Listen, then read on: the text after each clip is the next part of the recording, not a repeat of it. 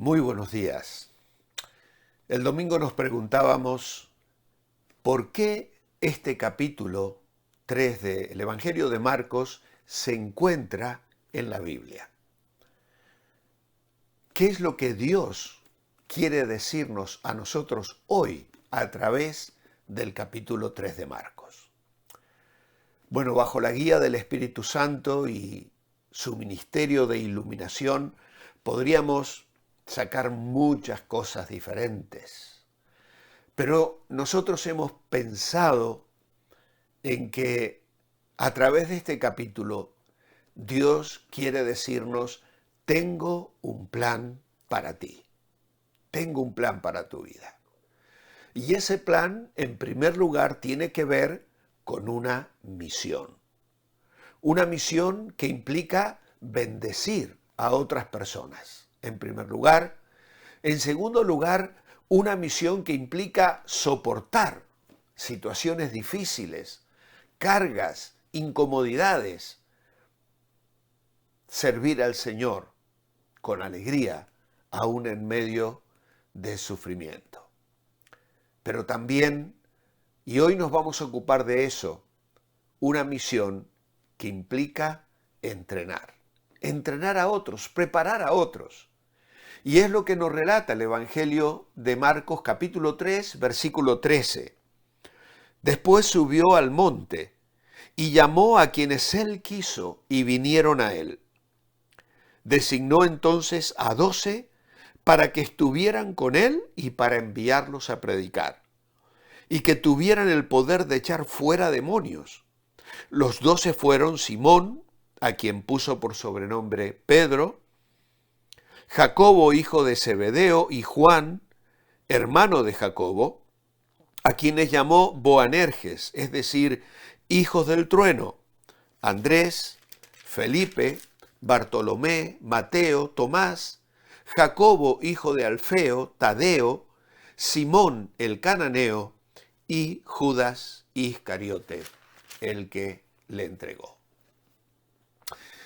Ayer mencioné que en un comentario de los que consulto habitualmente encontré el siguiente título para este capítulo: El siervo, las multitudes y el reino.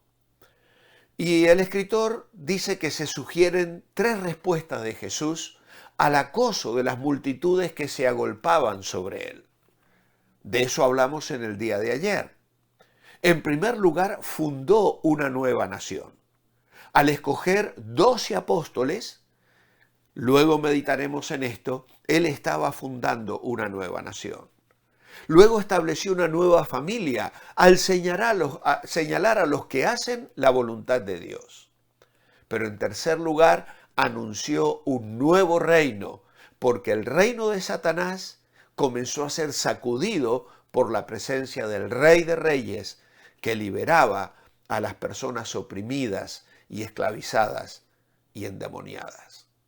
En su evangelio, Lucas informa de que Jesús subió al monte y pasó la noche orando a Dios. Lucas capítulo 6, verso 12. Una vez que estuvo en comunión con el Padre, tomó la decisión de escoger a 12 de aquellos hombres que serían designados como sus apóstoles o enviados. El número de los discípulos es significativo, porque hubieron 12 tribus en la nación de Israel. En Génesis, Dios comenzó con los 12 hijos de Jacob y en Éxodo los desarrolló hasta que fueron una nación poderosa. Israel fue escogida para traer al mundo al Mesías y para que por medio de él todas las naciones de la tierra fueran bendecidas. Génesis capítulo 12, versos 1 al 3, lo dicen claramente. Sin embargo, la nación de Israel había declinado espiritualmente y estaba lista para rechazar a su propio Mesías.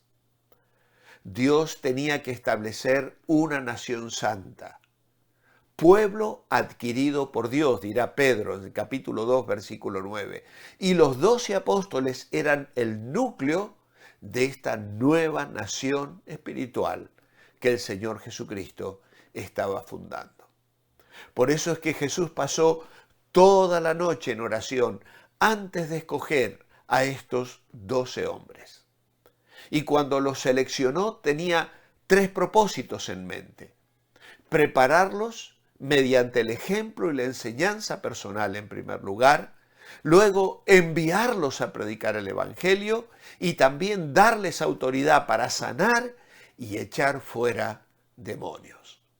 Estos 12 hombres podrían así ser capaces de continuar la obra de Jesús cuando Él regresara al Padre, y podrían preparar a otros para realizar el ministerio después de ellos. Más tarde el apóstol Pablo se lo diría a Timoteo: esto encarga a personas fieles que sean también preparados, capaces de equipar a otros. Así que estos hombres eran separados para estar con Jesús de una manera especial, porque para ponerse delante de otros es necesario pasar tiempo con el Señor. Ahora, vamos a notar algunas cosas relevantes de estos versículos. En primer lugar, que la iniciativa fue de Jesús. Él llamó a los que Él quiso.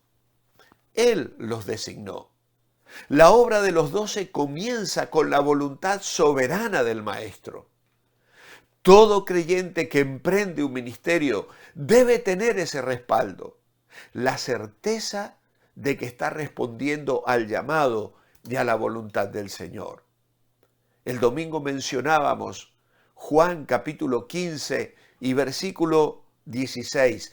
No me elegisteis vosotros a mí, sino que yo os elegí a vosotros, y os he puesto para que vayáis y llevéis fruto, y vuestro fruto permanezca.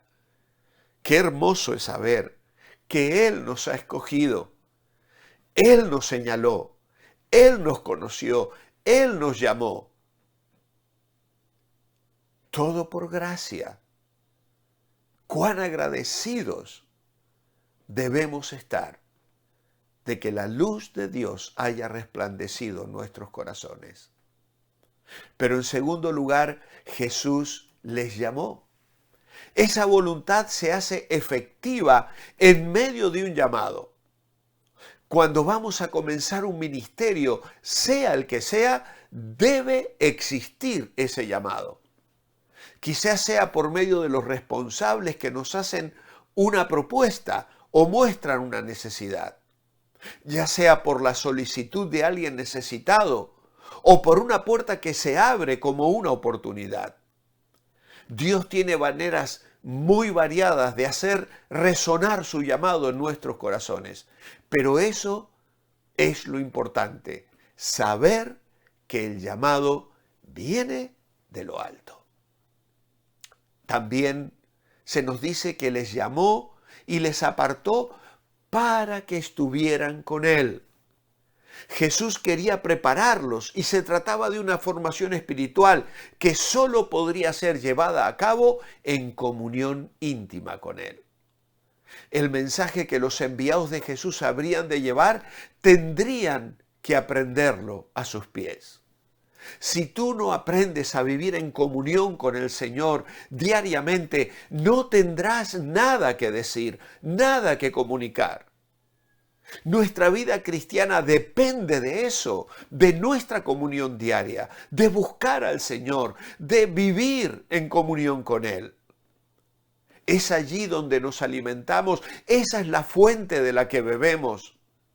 Eso es a lo que el Espíritu de Dios nos mueve, a buscar al Señor día tras día en oración, en lectura de la palabra, en estudio de la Biblia, en recibir de parte de Dios lo que Él quiere que nosotros comuniquemos en la misión a la que Él nos llama y nos convoca. Pero también nos dice allí que quería enviarlos a predicar. El propósito era llegar a las almas perdidas. Tenían que comunicar vida y esperanza, y para eso les dio autoridad, para liberar a las personas del poder opresivo de Satanás. Así todo ministerio contempla un aspecto privado y público, una preparación para la predicación, el ser equipados y luego enviados. Vivir en comunión para tener poder y depender del Señor para alcanzar la victoria, para llegar a los corazones necesitados y hacerlos con eficacia, hacerlo con gozo. Esto es lo que experimentó Pablo, por ejemplo, cuando salía en sus viajes misioneros, llegando a Filipos, entrando en Tesalónica, llegando a Atenas, a Corinto, a Roma. El mensaje del Evangelio, el poder, la efectividad dependen de que vivamos en comunión íntima con Dios. Por eso el apóstol Pablo oraba por los filipenses y decía que ellos experimentaran el amor de Dios y que ese amor se manifestara en un conocimiento que les hiciera aptos para comunicar bendición, para cumplir el ministerio, para que sus vidas fueran llenos de frutos de justicia, en el cual incluso él se pudiese gozar en el día de la venida de Cristo. Mi oración escrita esta mañana es: amado Padre, gracias por resplandecer en nuestros corazones. Gracias por escogernos, llamarnos hacia ti, enseñarnos y darnos una misión por la cual vivir. Gracias, Señor, que cada uno respondamos con un compromiso claro y una disposición continua a hacer siempre, cada día, tu voluntad. En tu nombre, amén. Que el Señor os bendiga. Os espero mañana para seguir meditando en este precioso capítulo del Evangelio de Marcos. Mientras ese momento llega, manteneos bendecibles, recordando que lo que te deleita, te dirige. Que nuestro deleite esté en Jesús. Muy buenos días.